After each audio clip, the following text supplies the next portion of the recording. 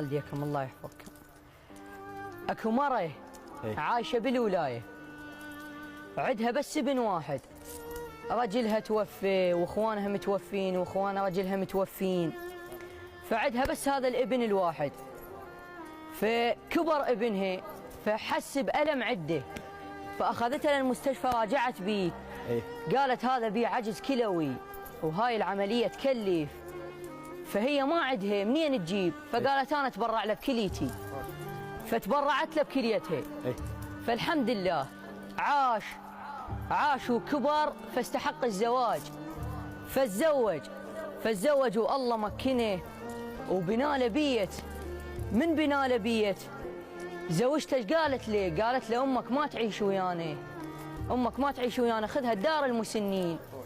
فهو اقتنع، اخذاها الدار المسنين، فقال هي يمه انا ما راح اقطع وياك، اجيك هواي. فظل بالاسبوع يجيها مره، بالشهر يجيها مره، بالسنه يجيها مره، لمن ما قطع وياها. فهي اشتاقت لابنها وهو ما يجيها، فقالت اريد واحد يقرا ويكتب يجي يكتب وصيتي لابني، خاف اموت. ويلا. فهي ماتت، هو فقد امه مشى ليها، قالوا هاي امك ماتت وهاي خلت لك هاي الوصيه. ففتح الوصيه لقي 3 وصايا كاتبت له. ويلا. بهاي 3 وصايا كاتبه: يمن حضن بحنان وعطف، لا ماك عفتني وحتى بزر ابليس. لا الله. يمن حضن بحنان وعطف، لا ماك عفتني وحتى بزر ابليس. ردت منك توفي الدين لامك، تشيل جنازتي وتوقف علي. عيد عبود براحتك، عيد. الله. يمن حضن بحنان وعطف، لا ماك عفتني وحتى بزر ابليس. ردت منك توفي الدين لامك، تشيل جنازتي وتوقف علي. من حالي ولغير بيت يا بناي، نكر فضل ولهاي الدار يا ابني. من حالي ولغير بيت يا بناي، نكر فضل ولهاي الدار يا ابني. بنزاع الموت ادور عليك يا ابني، ردت بس جيتك وتكض ديه. الي قبر من الضيم لبناي، بسبب ذاك النكر يا حيف. لبناي. خل توصل وصيتي هاي لابني، قطعت الهوى من قطعت بي. الله. بسلامتكم. الله. السلام عليكم متابعيني، شلونكم؟ شلون صحتكم؟ يا رب تكونون بخير وصحة وعافية على الجميع. نبدي يومنا بالصلاة على محمد وآل محمد، فخير الأعمال الصلاة على محمد وآل محمد. مثل ما تلاحظون بنات، هنا حبيت أشارك وياكم هذه المقاطع، يعني تنظيف السمك بهذه الصورة، يعني بس للمشاركة وليس للتعلم. بنات هذا السمك نوعيته شانق بحري، يعني بالشوكة كلش قوية بنات وتأذي، يعني أحاول مثل ما تلاحظون يعني كلش مؤذية الشوكة مالته، دير بالكم يعني تنجرحون بيها. يعني أنا أحاول قدر المستطاع، بس هنا عندي أنا مسرعة الفيديو يعني على كيف أنظفها، وقصيتها بالمقص الشوكة حتى تخلص من عندها. هنا بديت أغسل السمك، يعني هذا الفيديو للمشاركة وليس للتعليم. طبعا وإحنا معروفين أهل البصرة الجنوب، يعني دائما طبخاتنا تكثر هي الأسماك، يعني عشق عندنا السمك.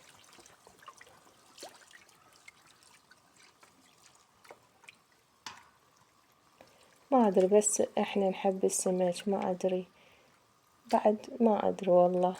كل من يعني يحب ويفضل السمك يكتب لي بتعليقات، خلنا نشوف جماعة السمك يعني شقد راح يوصلون عددهم.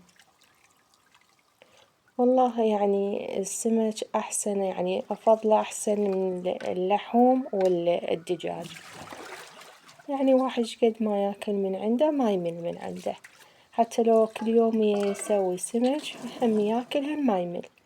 وإنما الدجاج واللحم يعني واحد بساعة يمل من عندي. كلها نعمة الله والحمد لله والشكر. بنات هنا هم بديت أقلي السمك، يعني قليل من البهارات وشوية من الطحين، وهذا غدانا كمل. تفضلوا ويانا بنات، سلامنا وسلامكم بألف عافية. اللهم دم علينا هذه النعمة واحفظها من الزوال. اللهم لك الحمد والشكر حمدا كثيرا.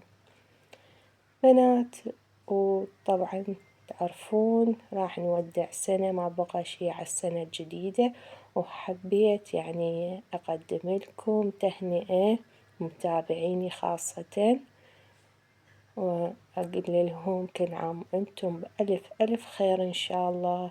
ما كملت أمنيته بسنة 24 إن شاء الله تكمل أمانيكم سنة 25 إن شاء الله. تدوم عليكم الصحة والعافية وتحقيق الأماني يا رب. بنات هنا راح أسوي مربى جزر وبرتقال. تقريبا عندي جزر كيلو شوية هيك. طبعا هذا الجزر عندي مذبل، يعني قلت استفاد من عنده. وبرتقالتين خذيت بس القشور مالتهم وبرشته بهذه المبراشة مثل ما تشوفون. يعني أحاول أخذ بس القشر الأصفر مالت البرتقال وابتعد عن البياض حتى لا يصير مرورة بالمربى. يعني مربى تفيدكم، وخاصة احنا مقبلين على أشهر، يعني أحلى أشهر بالسنة هي شهر رجب، شهر شعبان، وشهر رمضان. اللهم بلغنا هذه الشهور لا فاقدين ولا مفقودين يا رب العالم. طبعا نستفاد منها وقت الفطور السحور، يعني على مشتهاتكم. حلوة هذه، تحبون يعني واحد ياكلها. بنات هنا راح استخدم 3 أكواب شكر أو سكر مثل ما تشوفون بنات. ضفتهم بالتدريج، وهنا كله على البارد، يعني بعدني ما خليتهم على النار. هذا الجلاس الثاني الشكر أو السكر.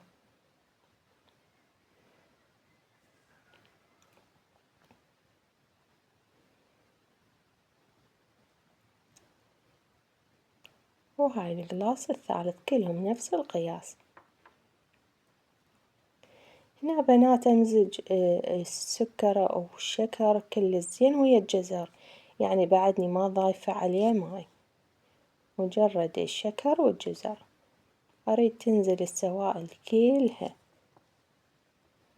بهذه الصورة. تقريبا خليته نص ساعة، يعني بدون ما أخلي عن النار أو الطباخ العفو.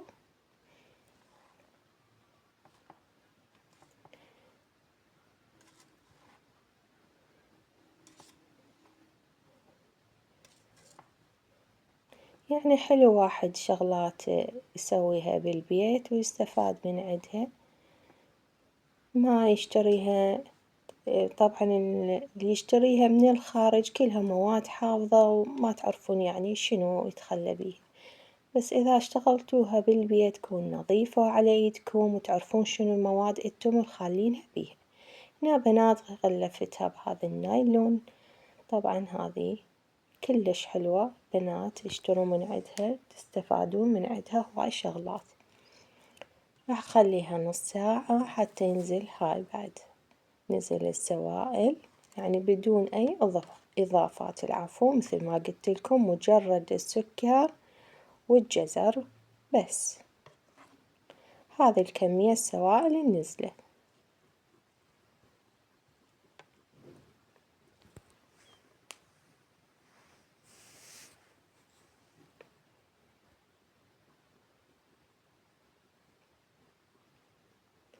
وهذه ضفت نص ملعقة شاي ملح اللمندوزي أو ملح الليمون، على مود الشكر ما يشكر ويانا يصير مثل الحبيبات. هذه وشوية تغير من طعم الحالات.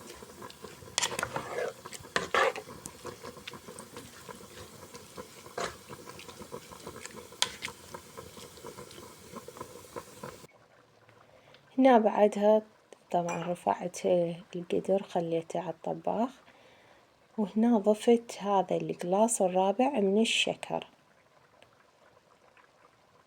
يعني وهو على الطباخ قاعد أشتغل بيه، وضفت هذا الكوب أو القلاص الشكر.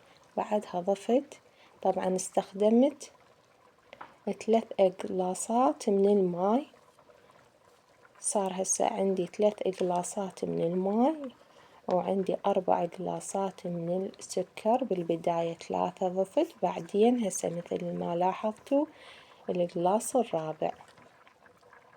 تمام بنات.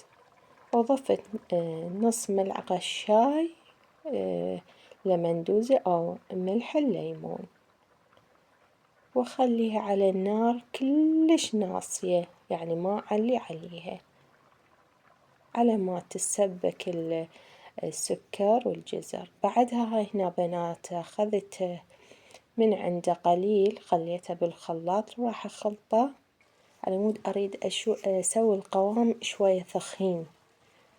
هاي مثل ما لاحظتوا بهذه الصورة،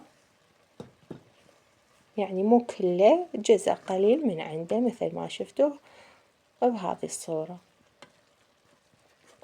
طبعا هنا بنات عندي أنا كمل المربى، يعني خلصت بهذا الشكل. شوفوا بنات حتى سوائل أبد ما بيها، يعني هيجي قليل مثل ما تلاحظون، واللون روعة، والريحة ما يعني ما تتصورون ريحة البرتقال والجزر، فعلا يعني كلش طيب. هنا بنات هذه كملت المربى مثل ما شفتوا، وبديت خليها هنا احتفظ بها. طبعا بنات احتفظ بها، اخليها كلش تبرد تمام، يلا اخليها بالثلاجة.